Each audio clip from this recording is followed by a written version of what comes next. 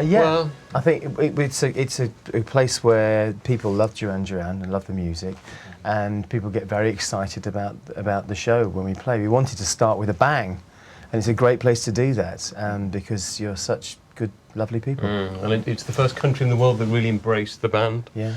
As a whole, we're kind of big in Japan before anywhere else in the world, so we wanted to kind of come back to our roots in a way and start here. It's become a tradition for us over the years to always tour Japan when we do a world tour, and so this time it's so exciting to be opening here because the last date we played as this original 5-piece lineup together was actually at Live Aid in Philadelphia in 1985. And somebody said to me that Duran Duran has a dark side that Japanese people can really identify with, and I think we've always kind of had that connection. As well as the pop and the lively and the uplifting, there's a kind of dark, sort of scary side as well. John and I have known each other since we were about 10. Yeah. And we didn't actually go to school together, but we lived round the corner from each other in Hollywood and Birmingham. And well, that's really all we wanted to do, was be in a band. We were music lovers, and John was in a couple of bands, punk bands, before Duran Duran. And then when I finished school and he finished art college, we formed the band. And it took a while to find then these Roger guys. was the next person we met. He was also playing in punk bands in Birmingham. And the three of us played with other guys for a while, and then we advertised we advertised for a singer and a guitar player. And when the guitar players would audition, we'd say, yeah, the singer's sick today. And when we'd audition singers, we'd say, yeah, the guitar player's sick. Which is true, because he is. But Andy came down from Newcastle, right? I entered an advert in the Melody Maker, a magazine, for a guitarist, and it said, what were the influences? Mick Ronson. Roxy. What was the Mick Ronson one? Wasn't Queen in there as well? Maybe. Might have been. Could have been. No, and I went to Birmingham and Harper's and just Queen. stayed. In fact, they had this great setup. I got there, they rehearsed in a nightclub, and the two managers owned a nightclub. And I thought, well, you know, this has got to be... and that's where everything sort of came out from that scene, but I just got the train down to Birmingham from Newcastle and stayed. I got an ex-girlfriend of mine who I thought had gone back to London, gave me a call and said that she wanted to meet up with me, and I met up with her, and she said, and I thought we were going to get back together, but we weren't. She was there to tell me about this band. She'd taken a job in a nightclub, and had met these guys and said that they're looking for a singer. I really think you could do it, Simon. I thought, yeah, right. I went along to an audition and met them. I took my book of words with me, and it just clicked very quickly. I mean, the second time we met, we played music together. That post-punk era where, you know, we'd all, I think, maybe excepting Andy, I think we'd all gotten into playing music because of the Sex Pistols and the Clash and the whole excitement around that era.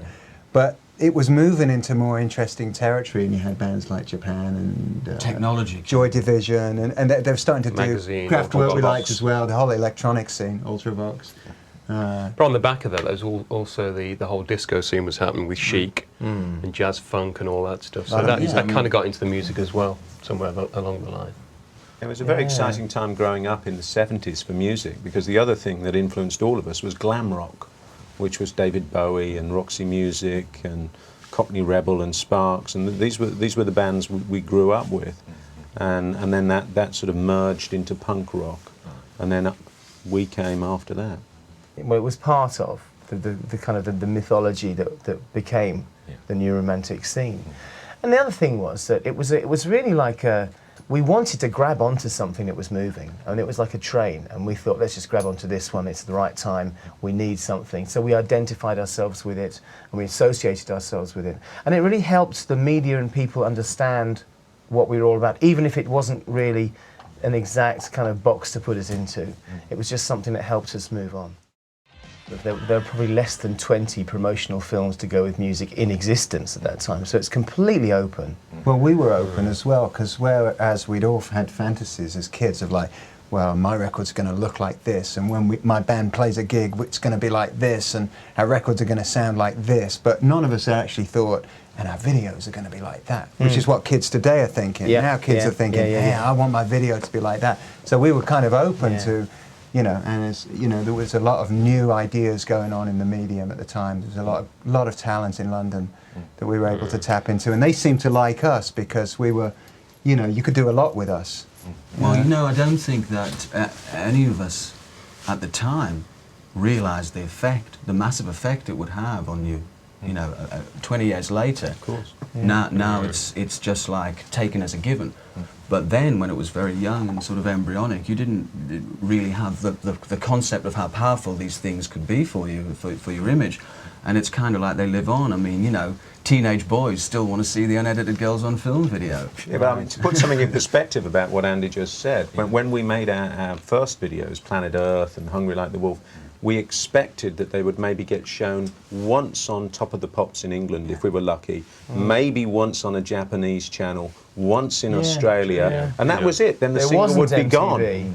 Yeah, I mean, just over with, and you move on to the next one. We didn't know that anyone would ever go back and say, wait a minute, what about that one? It would just end up being a nice pice of archive footage. Yeah, absolutely. Yeah, MTV was like a little shack somewhere with a couple of people in, you know. Well, it actually didn't exist when we made our first video. No. MTV didn't exist until after Planet Earth. Yeah. But at the same time, we were all totally hooked on the medium, and I don't think anybody really wanted to take a holiday. We just needed to take a break, so we all took like busman's holidays, and we started up projects, you know, to give ourselves a break, but at the same time, stay in the creative process. Well, I mean, Simon and I have been working for a while with Warren Cucurullo and a couple of other people, but we had sort of realised it was coming to a natural end, and that really, you know, it wasn't Duran Duran anymore without the Taylors. And people have been saying for years and years and years, when are you going to reform? When are you going to get back together? Because that's what we really want. Question. And so Simon and I were in Los Angeles, and John had invited us over to his house there to have a chat, and said, "What, are we going to do this or not, guys?" And we were all pretty keen and all got on. He said, "Well, I've been speaking to Roger and Andy," and it all started to fall together, and we decided to meet up in London and get round a table and stare at each other and see if we thought we could make it work. And I think we actually ended up having a laugh getting together, and we went out for dinner, and it was fun. Well, the great thing was we'd never ever fallen out. We'd all kind of remained friends over the years. There's no bad feeling. It's funny because to us, I think to all of us, it's not like we're moving backwards. It's part of a forward movement. I mean, like we've all been growing. It's not like we were all, you know, stuck in the 80s. You know, we're all alive to the music today, and we all want to be relevant. And to get back together and work again, it's not like we're trying to relive something out of the past. It's just we all feel that, for me, I feel these guys are the best guys that I can move forward into the future with. I think we all feel like that. Because we're playing new material, which is sort of where you start. When you first start, you don't make a record, you do gigs. And you play all this material to people, and they tell you. And so now we get the chance to kind of do that again and get the audience reaction from it. But it fits in very, very cool with the old stuff. So I think what Nick said, it's just very Duran Duran.